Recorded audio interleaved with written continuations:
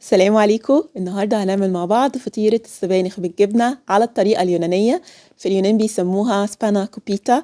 هي فعلا مميزة، شكلها في التقديم بيكون شيك قوي، والوش بتاعها مكرمش كده ومقرمشة، والحشوة بتكون طرية ولذيذة. دي طبعا غير المكشكشة بتاعت الترند خالص. لو انتوا حتى مش بتحبوا السبانخ جربوها بالطريقة دي، يمكن تغيروا رأيكم خالص وتفضلوها حتى عن بتاعة اللحم. وطبعا مش هيفوت الفيديو من غير ما اقولكوا على التركة اللي تخلي دايما صينية الجلاش بتاعتكوا قعرها مقرمش حتى لو باتت لتاني يوم. حمستكوا للفيديو؟ يلا بقى علشان نبدأ. هنحتاج ل 500 جرام من السبانخ. طبعا هي كمية بان كبيرة قوي، بس هي بتقل خالص مع الطبخ. واكتر طريقة بفضلها في تنظيف السبانخ ان انا بجيب بولة فيها مية وانقعها فيها كل بقى التراب والحاجات اللي في السبانخ دي بتنزل تحت وتترسب، ونقوم بقى ننشل السبانخ ونصفيها كويس. بقطعها، مش لازم يبقى صغير قوي، تقطيع عشوائي كده. وبحطها برضو في مصفى عشان تخلص من اي سوائل. مهم جدا ان احنا نتخلص من السوائل الزيادة اللي في السبانخ. مع كمية السبانخ دي ممكن نستخدم ربع كيلو من الجبنة الفيتا، ولو حابين طعم الجبنة يبقى ظاهر اكتر بنزود لحد نص كيلو. وطبعا كمان ممكن ان احنا نستخدم ربع كيلو جبنة فيتا ونكمل الباقي بجبنة قريش. بيتهيألي ان احنا كمان ممكن بدلها نستعمل الجبنة الاسطنبولي اللي هي بيبقى ليها طعم مميز كده وحادق وجميل.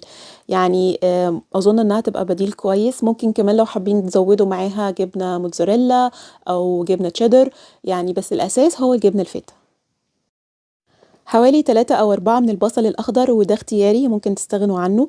بقطعه كده بالشكل ده وبنضفه بنفس طريقة السبانخ، يعني يتنقع في مية ونصفيه بإيدينا كده علشان يعني ما يبقاش فيه أي تراب. من الحاجات كمان اللي بتليق قوي مع طعم السبانخ الشبت والكزبرة الخضراء.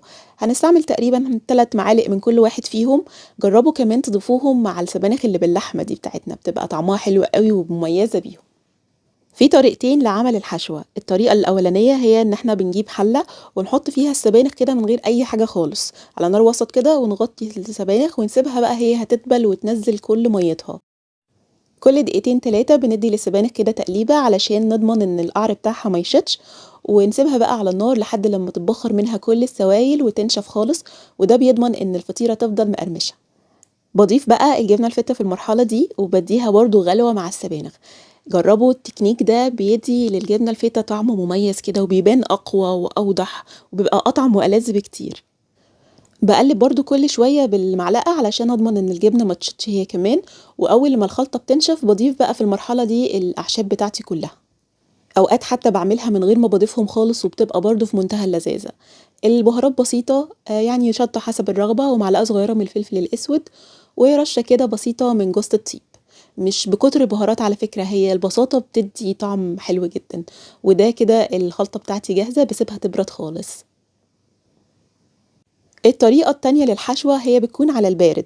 الجبنة الفيتا نص كيلو، معاها ممكن نضيف كوباية ونص من الجبنة ريكوتا اللي هي اللي زي الجبنة القريش بتاعتنا، فممكن بديلها الجبنة القريش وممكن من غير خالص. و3 بيضات. البيض هنا هو العامل اللي بيربط بقى السبانخ مع بعض وما يخليش السوائل تنزل.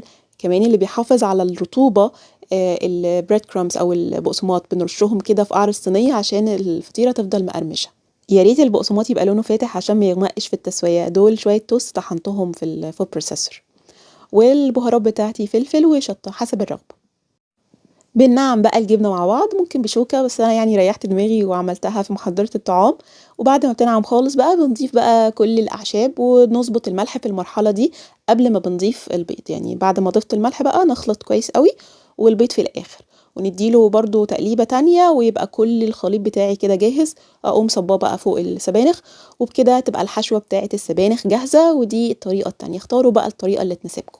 هو الطريقتين حلوين، بس يعني هي بتختلف على حسب الذوق، فعلشان كده عملتهم الاتنين. تعالوا بقى علشان اوريكم ازاي نعمل الصينية بالشكل الحلو قوي ده. نحتاج لنص كيلو من الجلاش. انا عندي الواحدة فيهم ربع كيلو فاستخدمت 2. هستخدم شيت بان او الصينية اللي بيبقى حرفها رفيع دي، مقاسها 33 في 45، بتخلي حجم الحشوة بتاعي مظبوط. لو هتستخدموا صينية مقاسها اصغر يعني 33 في 22، بتخلي حجم الحشوة اتخن شوية. الصينية بتاعتي بدهنها بالمادة الدهنية وبرشها كويس بالبقسماط، وهي دي بقى التكة اللي بتخلي الفطيرة يفضل قعرها مقرمش جدا. لو حجم الشيت بتاعي كبير قوي بقصه بالنص كده بحيث يبقى على قد الصينية. هشيل 7 ورقات من الجلاش على جنب، دول هيكونوا للوش المكرمش، وطبعا لازم نغطيه طول ما احنا بنشتغل لانه لو اتعرض للهواء بينشف ويغلبنا جدا واحنا بنشتغل بيه. هنحتاج لكوباية من المادة الدهنية علشان التوريق، ممكن تبقى نص الكوباية زبدة مذابة والنص التاني زيت زيتون، او يبقى كله من الزيت الزيتون، يعني زي ما تحب. قعر الصينية بيبقى فيه 3 طبقات من الجلاش، أنا باحطهم وبادهن ما بين كل طبقة والتانية بشوية مادة دهنية. طبعًا أنا عندي الورق صغير على الصينية فباحط 2 كده بحيث يغطوا، ودي بتبقى الطبقة الأولانية. هاكرر بقى تاني وأعمل طبقتين تانيين بحيث يبقى قعر الصينية عندي فيه 3 طبقات من الجلاش، وبين طبعًا كل واحدة والتانية بندهن بمادة دهنية بالضبط كده زي صينية الجلاش العادية اللي إحنا بنعملها. أنا مش عايزة أقطع في الجزء ده علشان تركزوا في التفاصيل.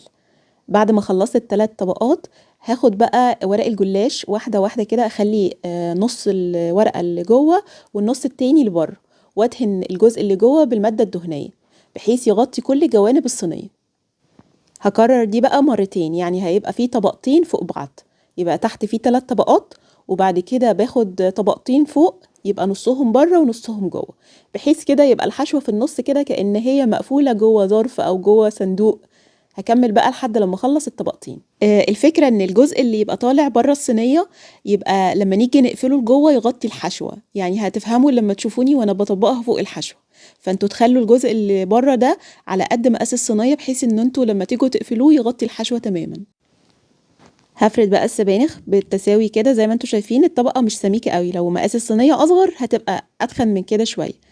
الم بقى كل الاطراف اللي بره دي وادهنها بالشكل اللي انتوا شايفينه ده، مش مشكلة لو اتقطع حاجة بسيطة، دي ما فيهاش اي مشكلة، لحد بقى لما اغطي كل وش السبانخ ده.